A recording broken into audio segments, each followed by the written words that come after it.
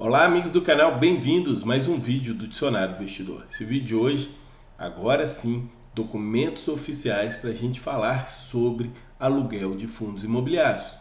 Até agora não tinha nada oficial e ontem, assistindo uma live com o professor Baroni, com o André Bassi, o André Bassi mostrou um documento oficial. Fui atrás, achei esse documento e trouxe ele aqui para vocês. Vamos falar sobre esse documento oficial da B3, aonde vai estar as principais características desse empréstimo de fundos imobiliários e também de fundos de investimento de participação. Mas o que o fundo de investimento de participação é somente para investidores qualificados, então o nosso foco, fundo de investimentos imobiliários, os FIIs. Então aqui as características do projeto, isso aqui é uma apresentaçãozinha rápida, onde ela explica coisas que eu gostaria de saber, como é que funciona a negociação desse aluguel, a liquidação desse aluguel, os eventos corporativos que os fundos imobiliários têm, como subscrição, como pagamento de proventos, como é que funciona a tributação e também a tarifação, o que vai ser cobrado dos aluguéis. Isso aqui foi o documento que foi apresentado à Infomoney, tá, pessoal? E baseado nele, a Infomoney fez aquela apresentação. O link eu vou colocar na descrição, se você quiser baixar e você quiser olhar com mais calma. Negociação. O projeto visa disponibilizar o empréstimo nas mesmas características do empréstimo de ações, sendo o mínimo de uma cota por empréstimo. Então, se você tem uma cota, você já pode emprestar. Contrato reversível de ambos os lados significa que eu, como doador, posso cancelar o empréstimo do meu ativo e também como tomador eu posso cancelar o empréstimo do meu ativo, de qualquer maneira. A remuneração do doador e taxas da B3 pagas pelo tomador. Então, o tomador é que vai pagar os proventos, é ele que vai pagar as taxas. Tudo que envolver nas taxas da B3 é o tomador. O tomador é aquele cara que toma o ativo para alugar e ele vai operar vendido. O doador não tem que pagar nada com isso. A taxa de empréstimo, tamanho de contrato e data de vencimento definido entre as partes para o contrato fechado no balcão. Então, essas taxas são definidas no contrato. Mais para frente tem o cálculo como é a taxa de empréstimo.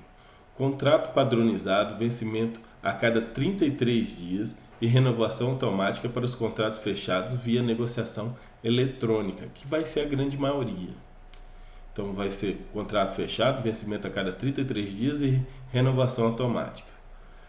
Acesso pelo buy side na negociação eletrônica. Como é que funciona a liquidação? A B3 como contraparte central, então a B3 que vai saber utilizar todo esse meio aí para poder trabalhar entre o tomador e o doador. Liquidação pelo saldo multilateral na contratação e na liquidação para os contratos fechados via negociação eletrônica. Liquidação bruta na contratação pelo saldo multilateral na liquidação pelos contratos fechados no balcão. Então nós temos a situação aqui que a liquidação vai ser pelo saldo multilateral. Tranquilo até aí, acontece. Liquidação antecipada. Vamos dizer que a gente fez um contrato de 30 dias de aluguel, de 6 meses de aluguel e quer ser antecipado. Que assim, vamos dizer que eu dei as minhas ações para doar, então eu sou o doador e eu quero antecipar. Por que eu pode querer antecipar? Porque eu quero vender minhas cotas. Aí eu tenho que pedir de volta o aluguel para poder vender. A solicitação feita pelo doador antes das 9h30 a liquidação ocorre D+2. Então se eu pedir de volta a minha cota, só daqui 2 dias úteis ela vai estar disponível, se for antes de 9h30. Se for feita depois de 9h30 da manhã, só D+3. E a solicitação feita pelo tomador, aquele cara que pediu, ocorre D+1. Então, quando eu falo para vocês, se você alugou sua ação, você não pode vender, é porque para você pegar ela de volta, se for depois das 10 da manhã, na hora que abriu a bolsa, você só tem ela de novo disponível para você daqui 3 dias. Então, nesse caso aí, demora isso, porque então você não pode vender ainda. Por que você não pode vender ainda? Porque provavelmente ela está vendida pela pessoa que alugou, e a pessoa que alugou ela tem que recomprar e demora 2 dias para estar disponível para ela. Demora 2 dias para estar disponível para ela, para aí sim devolver ela para você. Então, por isso que a gente não, quando você coloca suas ações para alugar ou seus FIIs para alugar, você não pode vendê-los. Você tem que solicitar eles de volta, aí depois sim vai poder fazer a venda.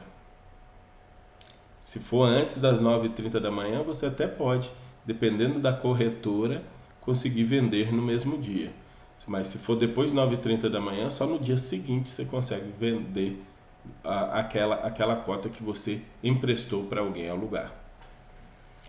Eventos corporativos. Como é que funcionam esses eventos corporativos? Serão tratados de formas equivalentes todos os eventos existentes na negociação do mercado à vista de fundos imobiliários, sendo eventos corporativos de recursos financeiros, amortização, resgate e rendimento, que são os proventos.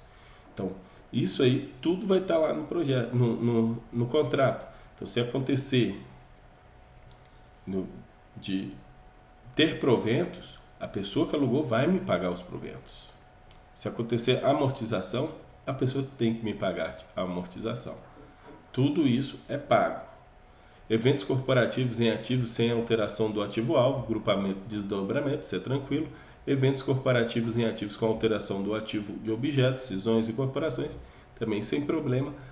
Agora, voluntário com exercício de direitos societários, subscrição, oferta prioritária e OPAC. Subscrição é o que mais me preocupa. Como é que vai fazer a subscrição? Os direitos são meus, mas a pessoa já vendeu para outra pessoa que recebeu os direitos. Como vai funcionar isso? Como que vai operacionar isso? Aqui em cima dos eventos corporativos eles falaram um pouquinho mais. O rendimento, como é que vai funcionar? A B3 debitará no dia do evento o valor do tomador, considerando o cálculo realizado baseado nas características tributárias do doador. Então, a pessoa que alugou a minha cota vai debitar no dia do evento do rendimento da conta da pessoa para poder me pagar no dia do pagamento.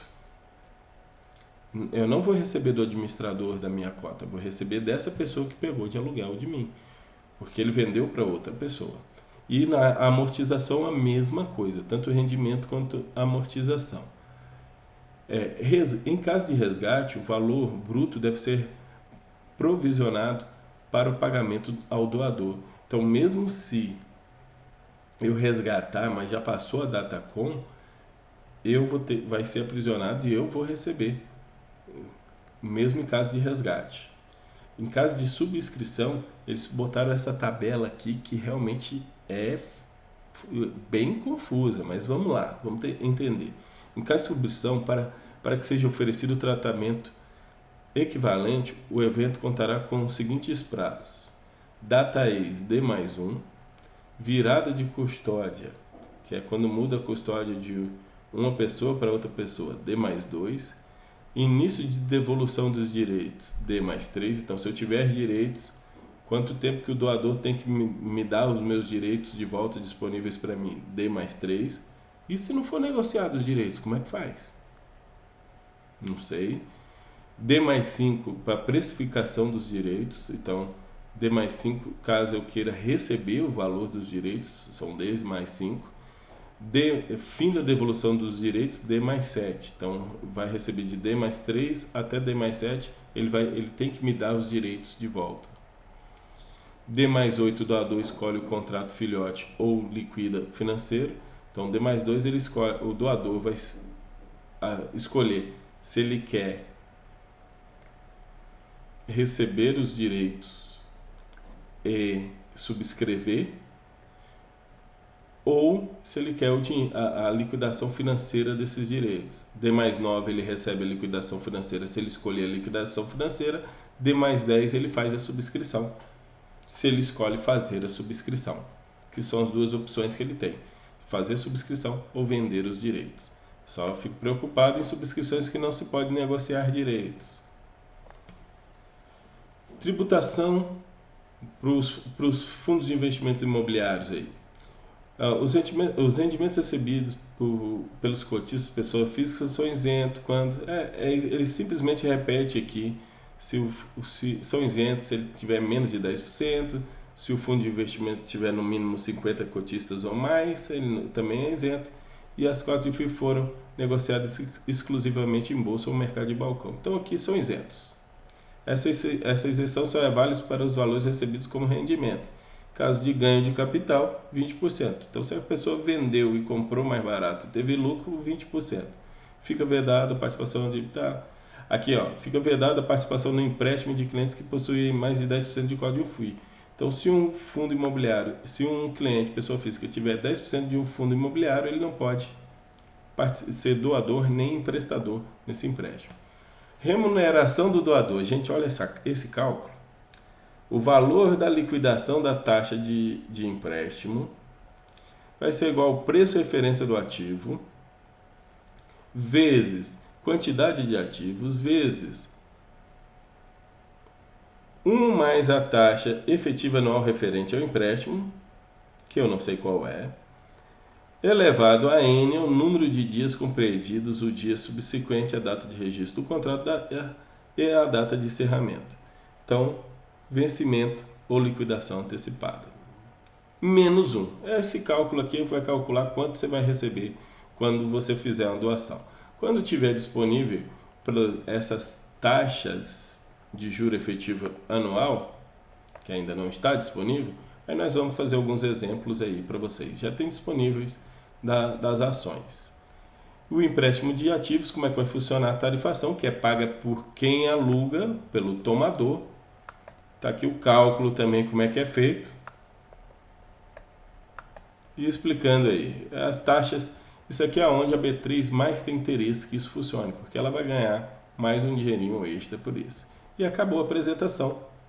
Essa é a apresentação oficial da B3 sobre empréstimos de fundos imobiliários. Pessoal, o vídeo acabou ficando um pouquinho longo, mas eu espero que tenha sido claro para vocês aí. Agora sim, um documento oficial falando sobre empréstimo de fundos imobiliários. Gostaria que vocês botassem no comentário, depois disso tudo, vocês vão colocar suas cotas para emprestar ou não vão? Deixe seu like, inscreva no canal e até a próxima.